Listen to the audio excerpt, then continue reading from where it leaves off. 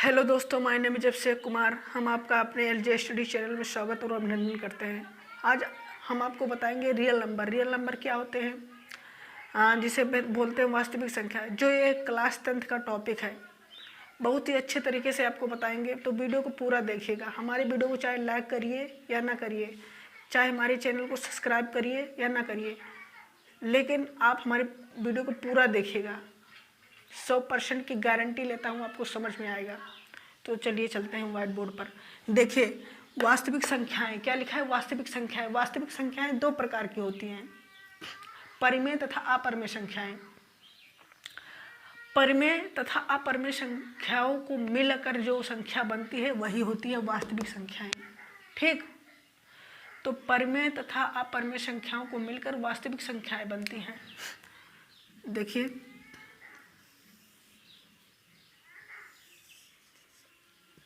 परिमेय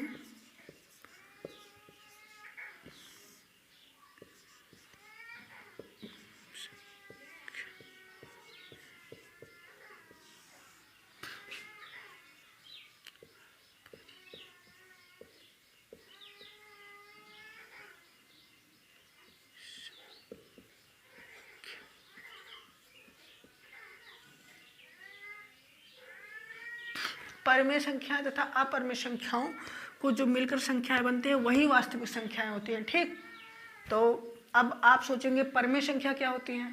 तो देखिए, परिमेय संख्या क्या होती है। परिमेय संख्या ऐसी संख्याएं जिन्हें हम P/Q के रूप में लिख सकते हैं, उन्हें हम क्या कहते हैं, परिमेय संख्या कहते हैं। तो ऐसी कौन सी संख्या है जिन्हें हम P/Q के रूप में लिखने का मतलब बटे में, जैसे 1/4, 5/6, 7/8, 3/4, ये सब संख्याएं क्या है, ये सब क्या है, ये सब परिमेय संख्याएं जिन्हें हम P/Q के रूप में लिख सकते हैं, उन्हें क्या कहते हैं, परिमेय संख्या कहते हैं। अब हम आपसे पूछते हैं, बताइए, 4 परिमेय संख्या है। बताइए, 4 परिमेय संख्या है। हाँ, 4 परिमेय संख्या है। लेकिन अब आप कहेंगे, आप तो झूठ बोल रहे होंगे, क्योंकि आपने अभी बताया ऐसी संख्या जिन्हें हम P/Q के रूप में लिख सकते हैं वो परिमेय संख्या है। तो ये तो P/Q के रूप में है ही नहीं, ये तो बटे में है ही नहीं, ये तो 4 अकेले है, ये बटे में है नहीं, तो क्या है, परिमेय संख्या है। हाँ भाई, ये भी परिमेय संख्या है, क्योंकि मैथमेटिक्स का नियम कहता है कि कोई भी संख्या 1, 2, 3, 4, 5, 6, 7, 8, 9 जितनी भी संख्या है उनके नीचे हमेशा एक होता है। उनके नीचे हमेशा क्या होता है, एक होता है। जैसे कि मान लीजिए 4 को अगर हम 1 से गुणा करेंगे तभी 4 आएगा।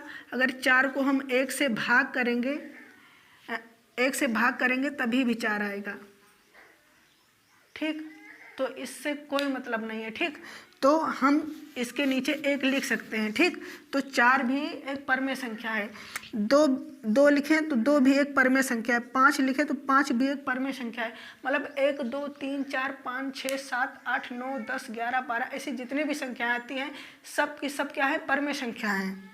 ठीक, चाहे वो माइनस में हो, -2 ये भी परिमेय संख्या, इसके नीचे भी 1 लिख सकते हैं। -5/2, -6/2, -7/3, ये सब क्या हैं, ये सब की सब परिमेय संख्या है। ठीक, तो आशा करता हूँ आपको परिमेय संख्या समझ में आ गई होगी। देखिए, कुछ संख्याएं ऐसी भी संख्याएं होती हैं जैसे कि दशमलव के रूप में, जो दशमलव के बाद पूरा कट जाती हैं उन्हें भी परिमेय संख्या कहते हैं।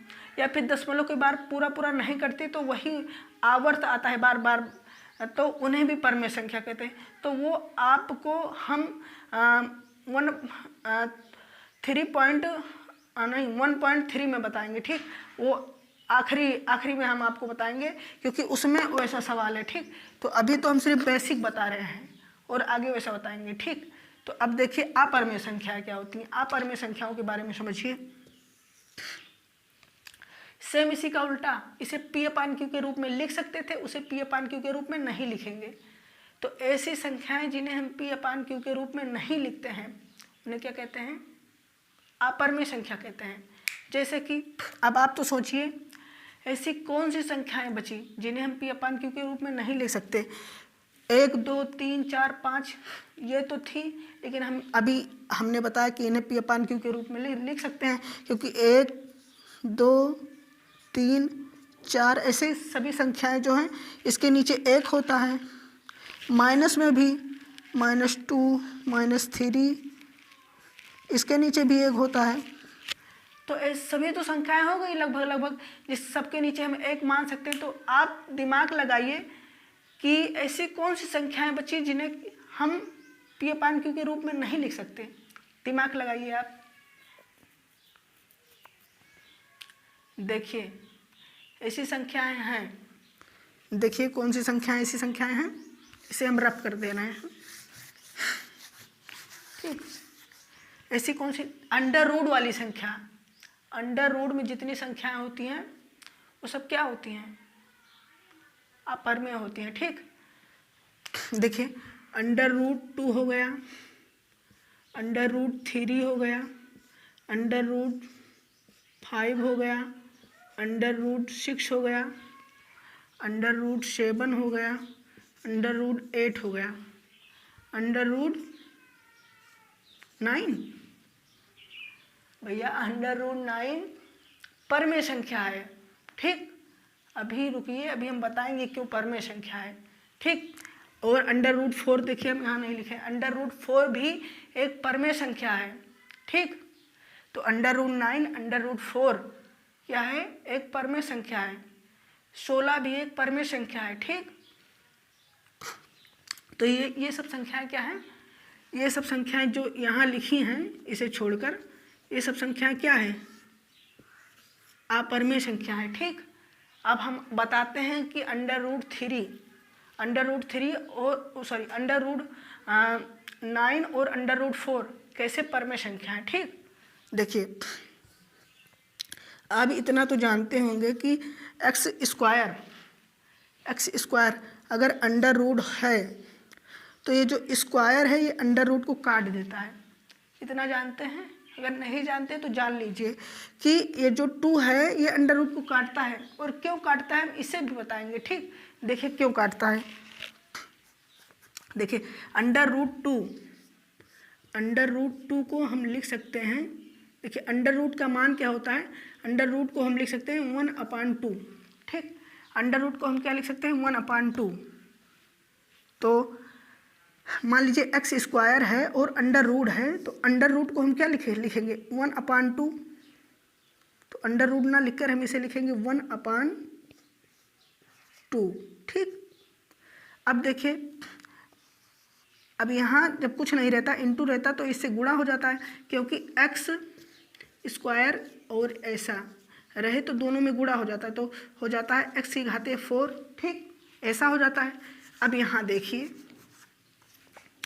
अब ये इससे गुणा होगा तो 2 × 2 हो जाएगा, तो कितना हो जाएगा? 2 × 2, तो 2 यहाँ चला जाएगा, इससे 1 से गुणा हो जाएगा, और नीचे तो 2 है ही, तो 2 × 2 काट देगा, तो कितना बचा? 1। तो x की पावर 1 बचा, और जिसकी भी घात 1 होती है, जैसे 2 की घात 1 है तो 2 ही आएगा, x की घात 1 है तो x ही आएगा। ठीक, 3 की घात 3 है तो 3 ही आएगा। ठीक, तो ऐसे x आएगा। ठीक, x की घात 1 तो x आएगा। तो जब हम ऐसे, इसीलिए इतना बड़ा ना कर हम कहते हैं एक्स स्क्वायर है तो 2 से अंडर रूट कट जाता है, कितना बचता है? x बचता है। ठीक, तो हम इतना बड़ा प्रोसेस नहीं करते, हम डायरेक्ट x लिख देते हैं। ठीक, इसको ऐसे काट कर x लिख देते हैं। ठीक, तो ऐसे ही देखिए इसे मिटा देते हैं। देखिए कैसे अंडर रूट 4 और अंडर रूट 9 परमेय संख्या है। देखिए आप समझ गए होंगे वैसे। देखिए अंडर रूट 4 2 को हम क्या लिख सकते हैं? 2 को हम ऐसे लिख सकते हैं 2 की पावर 2। 2 की पावर 2 का मतलब घात जितनी बार होती है उतनी बार उसका गुणा होता है। ठीक, तो देखिए 2 की पावर 2 का मतलब क्या हुआ, 2 गुणे 2 इक्वल टू कितना आ जाएगा 4। तो ये जो 4 है इसको हम ऐसे लिख सकते हैं, तो ऐसे लिखिए, ठीक। अब इसको अंडर रूट लगाएंगे क्योंकि अंडर रूट लगा था। अभी मैंने बताया 2 जो है वो अंडर रूट को काट देता है, तो 2 अंडर रूट को काट दिया, बचा कितना 2। अब 2 बचा। अब मैंने पहले बताया था कि ये जो 2 है इसके नीचे हम 1 मान सकते हैं, बताया था ना। जब इसके नीचे हमने 1 मान लिया तो ये क्या है, परमेय संख्या P/Q के रूप में बन गया। तो ये अंडर रूट 4 क्या है, परमेय संख्या है, ठीक। ऐसे अंडर रूट 9, देखिए ऐसे अंडर रूट 9 को क्या लिख सकते हैं, 3 की पावर 2 अंडर रूट 2 से अंडर रूट कट गया, बचा कितना 3। अब 3 बचा, 3 के नीचे क्या लिख सकते 1, ऐसे 16 भी लिख सकते हैं, 4 चौक 16, ठीक। 4 की पावर 2, ठीक। तो 2 से अंडर रूट कट जाएगा, बचेगा 4, ठीक। तो आशा करता हूँ आपको ये अपरमेय संख्या समझ में आई होगी, ठीक। अब परमेय संख्या तथा अपरमेय संख्या आपको समझ में आ गया। अब देखिए एक कंडीशन भी होती है कि P/Q तो परमेय संख्या होती है, ठीक। जो लिख सके P/Q के रूप में जो लिखी जाती है वो क्या होती है, परमेय संख्या। लेकिन एक कंडीशन होती है, Q बराबर नॉट इक्वल टू 0। Q बराबर कभी भी 0 नहीं होना चाहिए।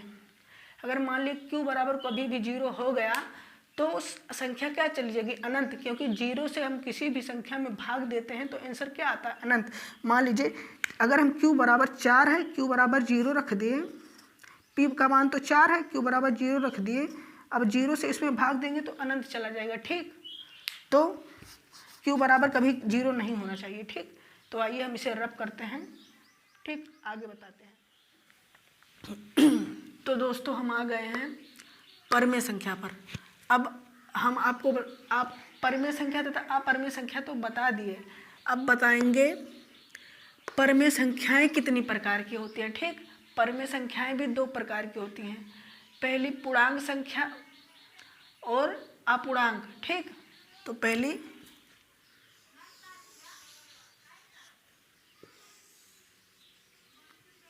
पूर्णांक संख्याएं और क्या, अपूर्णांक संख्याएं, ठीक।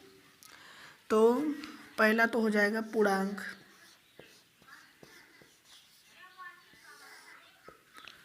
और हो जाएगा अपूर्णांक,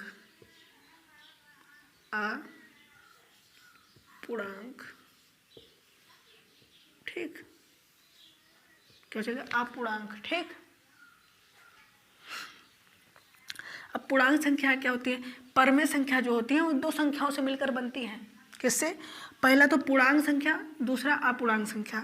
अब पूर्णांक संख्या अपूर्णांक संख्या क्या होती हैं इसे तो हम जानेंगे। परमेय संख्या क्या होती थी, परमेय संख्या क्या होती थी, -2 -1 -3 0 1/3 4/6 7/5 और 11/3 -11/3 -2/6। ऐसी संख्या जो दिखती थी हमें वो सब क्या होती थी, परमेय संख्या होती थी।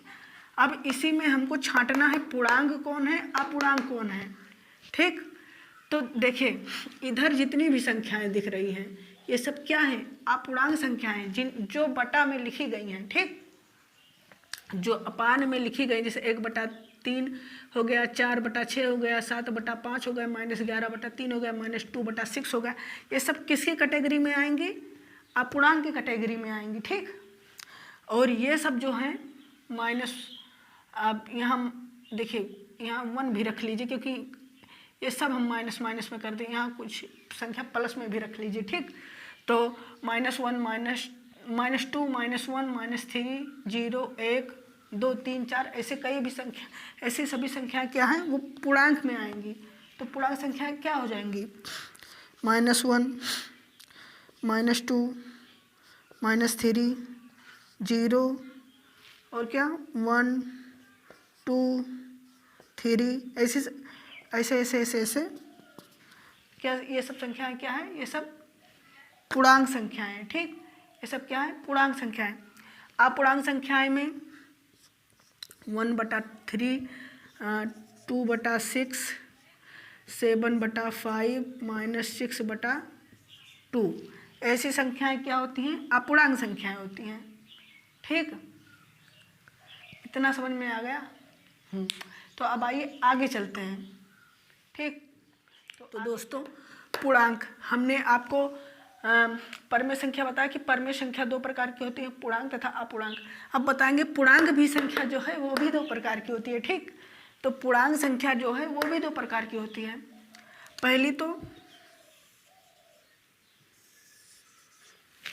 पहली ऋणात्मक,